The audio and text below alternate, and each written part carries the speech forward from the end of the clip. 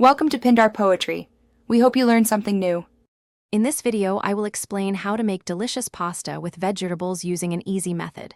First, select a variety of fresh vegetables like bell peppers, zucchini, and cherry tomatoes. Next, choose your preferred pasta shape, such as pen or spaghetti. Then, prepare your vegetables by washing and chopping them. Finally, cook the pasta and vegetables separately before combining them for a quick and satisfying meal.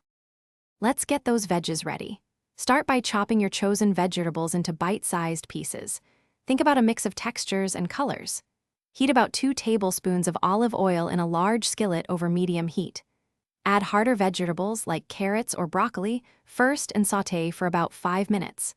Then, introduce softer vegetables, such as spinach or mushrooms, cooking for another 3 minutes until tender crisp. Now, for the pasta. Bring 4 quarts of generously salted water to a rolling boil in a large pot. Add 8 ounces of your chosen pasta, stirring occasionally to prevent sticking. Cook the pasta according to package directions until it's al dente, which usually takes about 8 to 10 minutes.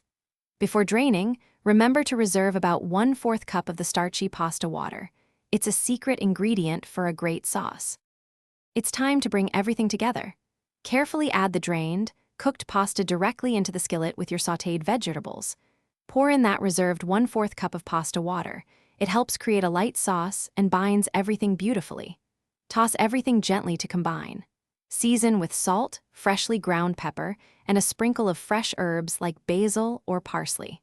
Serve your delicious pasta and vegetables immediately for the best flavor. Thanks for watching. Consider subscribing if we helped you.